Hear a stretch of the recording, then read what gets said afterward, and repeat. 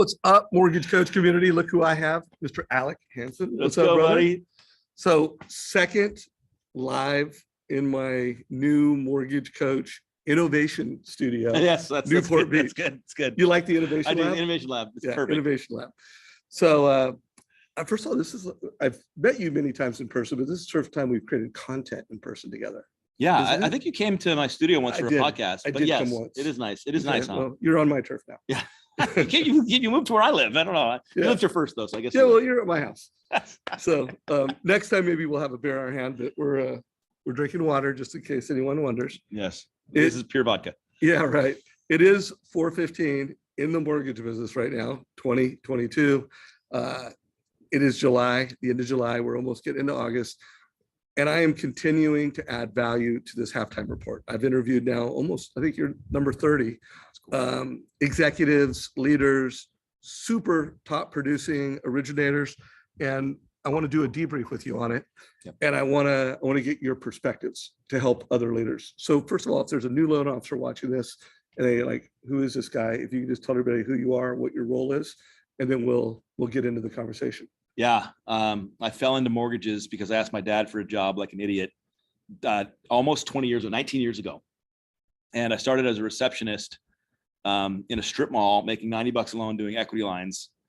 And from there, I've done everything on the retail side. I was a production assistant. I was a loan officer. My first year ever originating at $85 million. My best year was $185 million. I ran the #1 branch in the country for Bank of America after the Countrywide acquisition. Been a regional, and now I'm senior vice president of production over 9 states for loanDepot. Got about 57 branches, and we should hit $6 billion this year if we can push. And that's down from 8 point something, after the refis disappeared. But that's not 50%. No, look, it's good. We're proud. We're happy. We're working hard. But yeah, man, this one's one for the record books. There's no question about it. And everybody I'm trying to interview, it's been through cycles. I'm 36 years in the business. I've been through a number of cycles. 19 years in the business, been through some cycles. Yeah. So now you guys know who he is. If you have questions, comments, let us know. Put them in comments. Whether you're watching this on our YouTube channel or you're watching this on Facebook right now, let us know if you have questions. I'll check it in a minute. So the halftime report. Yeah. My goal was to pull out some data points. Yes. Obviously, how much rates have gone up is a negative data point. It's just also a thing. Yeah, it's a thing. And then, how much equity there is in America. That's a good data point. I want to land this conversation in the next 15, 20 minutes on opportunities. Yeah. But what are some of the most important data points, trends that you think are creating the market that we're in and kind of lead to some opportunities? I'm a pretty simple guy when it comes to that kind of stuff, Dave. And so what I would share with everybody is we're paying the bill. The bills come due. We had some of the best years the industry has ever known. And we can look at all the economic factors of the stimulus and the inflation and everything that's a cause, and COVID and the chaos. And simplistically, in my mind, mortgage professionals, you don't get 2 years of what we had without the bill coming due. And I think we need perspective in these times. I think we need to understand the key issues that we're facing. But more than anything else, I think we need to understand what we do for a living. Mm-hmm. And I mean that simplistically. I feel like for the last couple of years, it's forced many really great originators to become order takers. Right. And we were forced to just respond to the market needs, our consumer needs. And many of us, I love all of us, we should have done everything we did. But now we sit in the market where we've got the highest equity position the United States has ever been in. Right. The fastest upward rate movement since the Carter administration. Right. Which people are like, I don't understand. I wasn't even functional back then. And everything changed overnight. Right. In fact, one of the funniest things I would encourage anybody as you go through the halftime report is if you could be a brand new originator right now with no business and no back history and no story, I think you have a superpower in this market. Wow.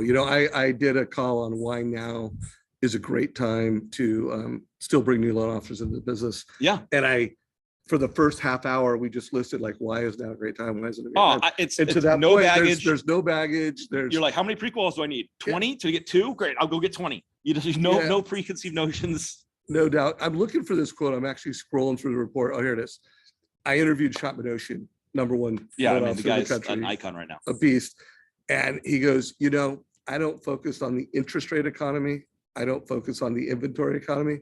I focus on the action economy. So can we spend 2 minutes on that? Yeah, let's spend 2 minutes Because loan officers, mine that work with me, friends in the industry, every company, so many have been frozen in inaction. Mhm. They're not doing the things they know they need to do on a daily basis, and they're making huge assumptions Mhm. about the market, about their customers' position, about what they can and can't do, what they think is possible and what's not, and it's pushing people into massive inaction. Yeah, no, And you can see Sean right there being like, no, it's all action all the time, Yeah. and that's absolutely the answer.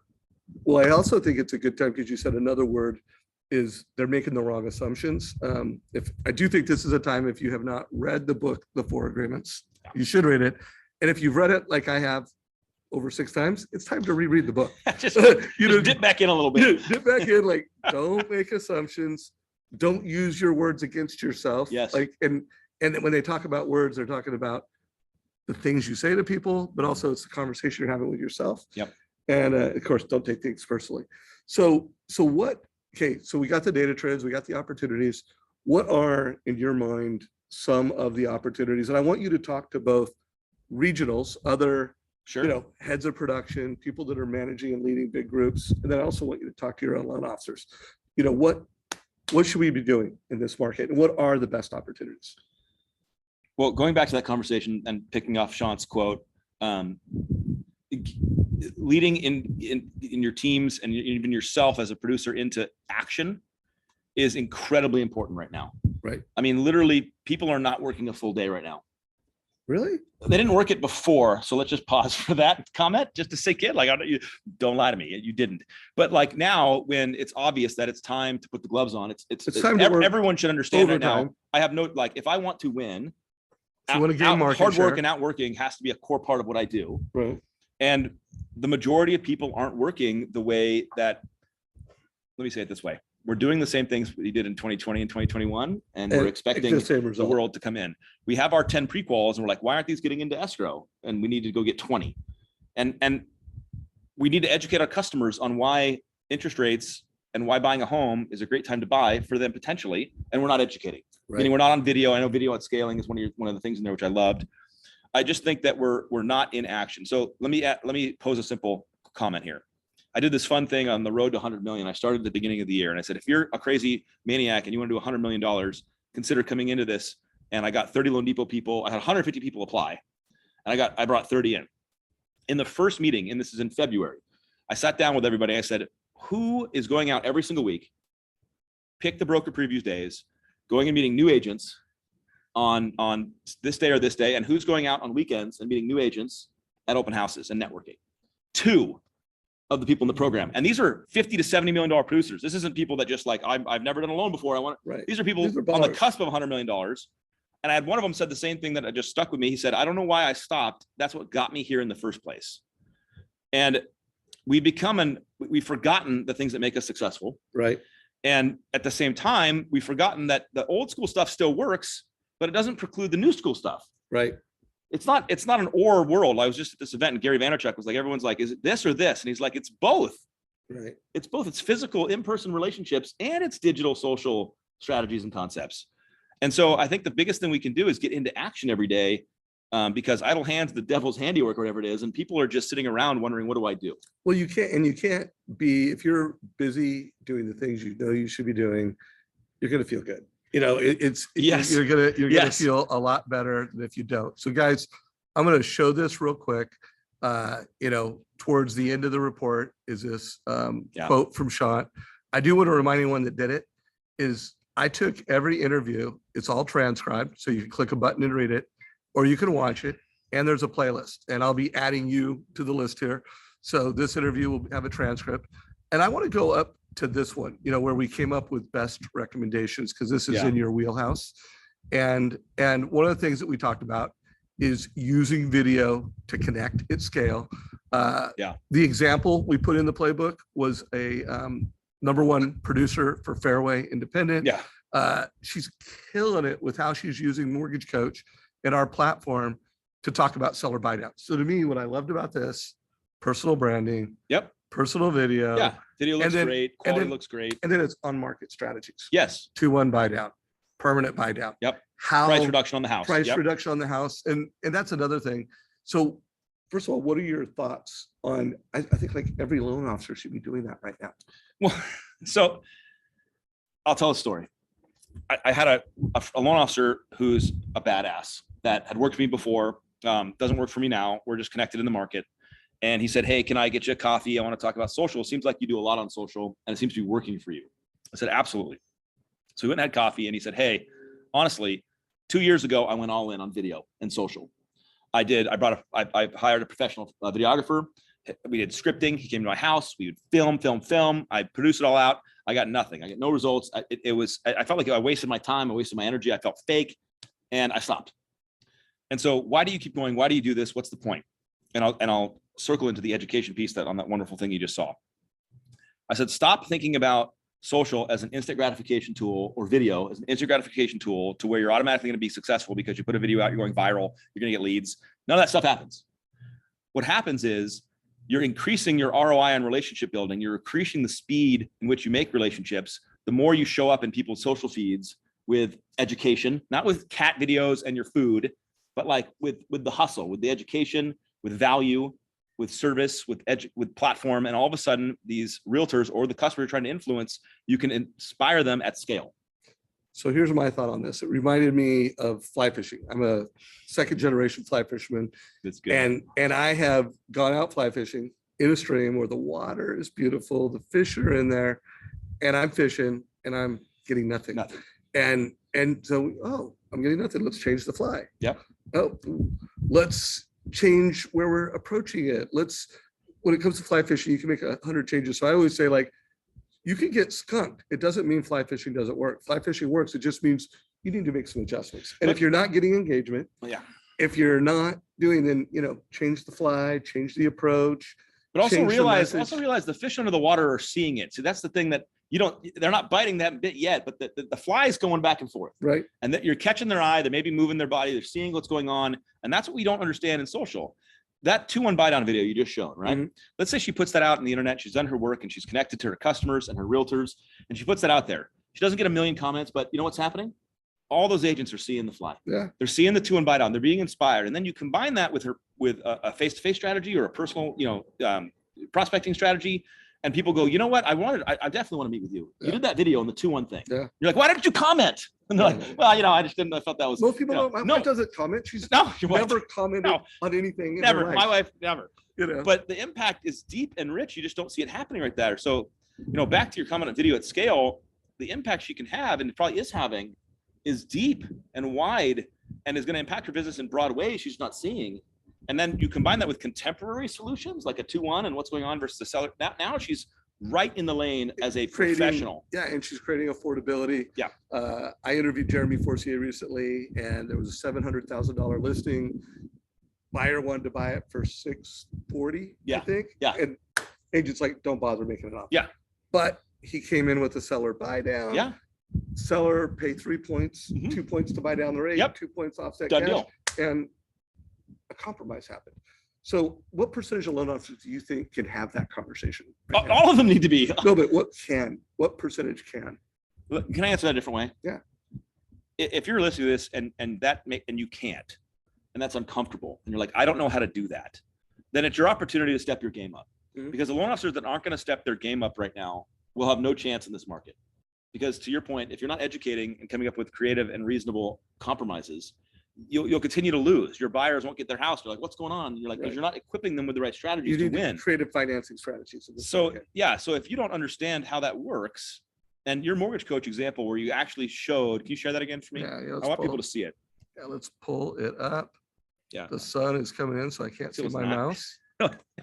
Where's the mouse? Oh, there it is. So while he's finding this, what you're going to see all of a sudden the sun hit me hard. It's so nice though. Yeah. See, look at this. So this is what I want people to see. You have the 10% down option, you have the 2-1, you have the perm buy down, and you have the price reduction. See, this is an example of real-time education of current issues. Monthly savings are right there on the screen. This is the kind of education you need to be able to provide as a true professional. And if you don't know how to do this now, then you need to invest in a mortgage coach, find professionals that can help coach you, and use tools like this to educate your customer base, or you will lose, I hate saying that, or you will miss out on the success you're capable of. Well, That's my preferred way of saying so- you're going to lose. So here's 3 more questions. A couple of them are just quick answers, and Yeah. one will be more of a narrative. So I had Owen Lee, he's the CEO of Success Mortgage Partners. And he, when we did our interview, he's like, we're moving to this world of the haves and the have-nots. And the haves are going to be lenders with tech. They're also going to be successful at institutionalizing that, where their loan officers use it. He Yeah. uses Mortgage Coach and Sales Boomerang. Yes. And you have to have nots.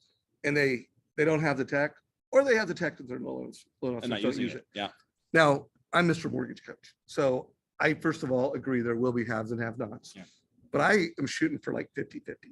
Okay. Like 50% of the industry is gaining market share, is delivering a modern customer experience. And he's like, Dave, I think you're being I think it's be 70-30. Okay. And by 2025. Yeah. What do you think? Like, what percentage of the industry is going to really level up, use tech, get their loan officers delivering the competitive advantage? Is it going to be 70-30? Is it going to be 50-50? My heart would want it to be closer to 50-50, because I hate seeing great mortgage professionals with the potential to excel and win, fail and lose and leave this great industry. But sadly, I think it's going to be a higher percentage of people that lose, because I've lived in this industry long enough now where I can feel the tide very well. I can see it, like I see the surf and what's coming and ebbing and flowing. And I'm watching loan officers at many organizations and my own just not evolve. Right. And either it's because they're super successful and they think that's going to carry them through a change, which I don't think it will, or they jumped into the industry for the wrong reasons over the last couple of years, Easy money. which is the ones we should want to go away. Yeah. I'm good with that. Yeah. So, but I sadly think that change is hard. I think we have an older generation of mortgage professionals that have been here a long time, that are unwilling to change. And I think it's going to be a higher percentage of people that don't make it. Don't make it. So guys, if you're watching this, I am dedicated, Mortgage Coach, Sales Boomerang, the community we have, we are dedicated to your success. But you need to watch the show. You need to subscribe to the YouTube show. You need to watch one Mortgage Coach video a week. And that won't alone help you change, but at least you'll have the roadmap to do that. Okay, 2 more questions. The next one is, about 2 months ago, with a lot of conviction, there was a lot of talk around how this was going to be the 3rd best year in 15 years. Yeah. And I don't, but it's gotten worse. Yes. Yes. Like, Surprise. like, is it still going to be? It's going to be amazing. Oh God. Yeah. Are we Why is still everything on gonna, are we fire? still going to end up? I had Mike Frantoni today, and he didn't guess a number, but I want to know, what are your thoughts? Are we going to end up being the 5th best year in 15 years? I mean, it's definitely not going to be 1 or 2. Yeah. That ship has sailed. Yeah. But are we still, because I'm trying to get some perspective. Yeah. Is this still, we're just right sizing and it's the 3rd. We're 4th, normalizing. 5th? Oh my God. I mean, even right sizing, means different things. We're normalizing into a great market that we should be grateful for, but it's really hard to do that when it was double. Right. So that's the perspective that we all, and by the way, I've seen the same thing, Dave. I've seen the loan officers out there buying nice cars, over leveraging, scaling up, buying 3 Airbnbs. And I'm like, did you see what happened last time? You're doing the same thing. You're doing the same thing.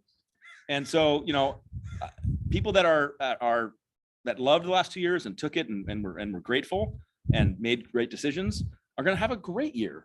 And especially next year, I think will be even more realistically great, because I think we'll have a lot of I was going to say something terrible, but a lot of the industry will have left. Right. And So so you we'll won't, have a because right now right there's super gnarly competition because everyone's going, I'm dying. Right. I will do this for $0 because I'm going out.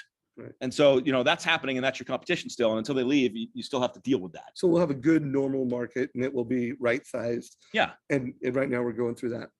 So here's another question I have. And then if you want to talk about something else, Sure. community, I will check my iPhone, see if Yes. you guys have asked a question. But one of my takeaways from this report that I did, it was super clear to me that we need to evolve as an industry and go beyond celebrating and scorecarding loan production how many loans did you close, what your volume was. So those are still great, and we can still plan our President's Club around those. And they are important because they, they're representation of commissions and revenue. But I'm like, what's just as important is conversion. And what's just as important as conversion is profitability per loan officer. Like, all loan officers aren't equal when it comes to conversion and profitability. And you know what else is important? Customer satisfaction score. So what's wrong with having a scorecard that every loan officer in the company can see? So everybody, they know who closed the most loans. They know who had the most production. They knows who has the best conversion. And it's as simple as credit report run versus loan closed. And they know who's in last. And they know profitability per loan officer, who's costing the company 80 basis points and who's costing the company single digits. What are your thoughts on that? Like, if we just started measuring those things and then celebrating the best converters and then masterminding around how they're getting conversion in this market, what are your thoughts?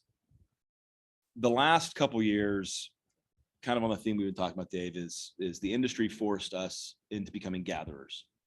And so conversion was super high because it was like, would you like a lower rate than you have and no cost? And consumers were happy. They were pleasantly surprised. You have to sell anything. There's no value. Like, I'm a good person. They're like, I don't care. You give me this. Hey, first one there. You called me first, and here's a link, and I'm good. Do you care about my professional credentials? No? Great.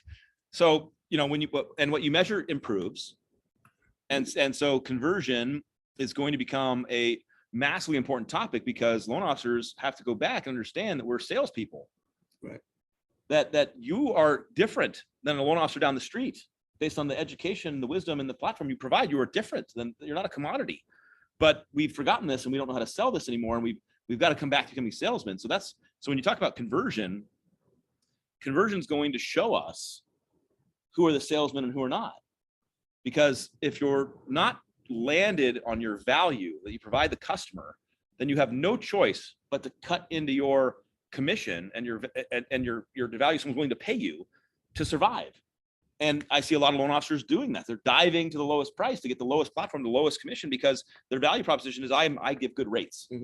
And so I think when you measure conversion, you're going to see who starts to stand out. And then there's the learning aspect of that, which is, why does Billy Joe out-convert everybody? Well, it's because they have tools and they have education and they provide different things than you provide to the customer. And they have better sales skills than you have that you've atrophied for 2 years, or you never developed because you're brand new to the industry. Right. So I think conversion is going to be massive in how we manage the future of our loan officer salesmanships and how we improve. Boom. I like that answer. So I hope you got value from this. Is there anything you want to say or any closing thoughts to the mortgage coach community before we wrap it? Yeah, I would love to share one thing. My heart right now is on fire because the opportunity in this market is astronomical. But you have to know what that means. It's not that there's a billion loans out there like there were the last 2 years. That's not the opportunity. The opportunity is you get to build your career right now in this year.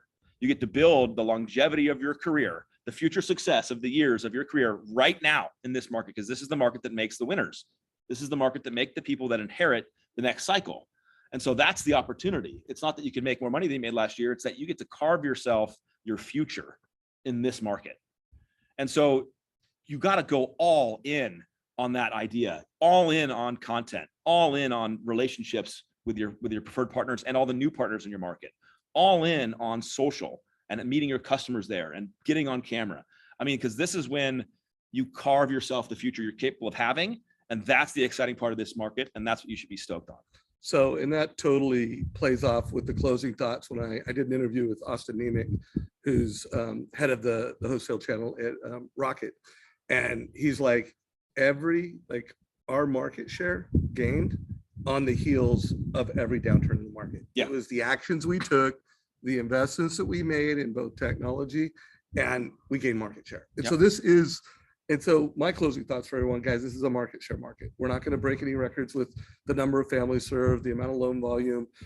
This is a market where you can upgrade your sales skills. I would tell every loan officer, I want you to start thinking about your profitability index. And if you're in the top 10% in your company, that's your sales score. You're a good salesperson. If you're under and you're in the bottom 50%, that's your sales score. You're not delivering enough value to consumers and you're relying on price exceptions. And guys, that's that's not going to win. You're not going to win. Your company's not going to win. So what's your sales score? Top 10%, go teach. Bottom 50%, go learn. And same thing with conversion. Same thing. If you're in the top 10%, go teach. If you're in the bottom 50, 60%, you need to go learn from the top 10%. Make sure you subscribe to our channel, bro. Got you. Fun, man. Got you. Good to see you, man. Take care, everybody. See you guys. This is a wrap.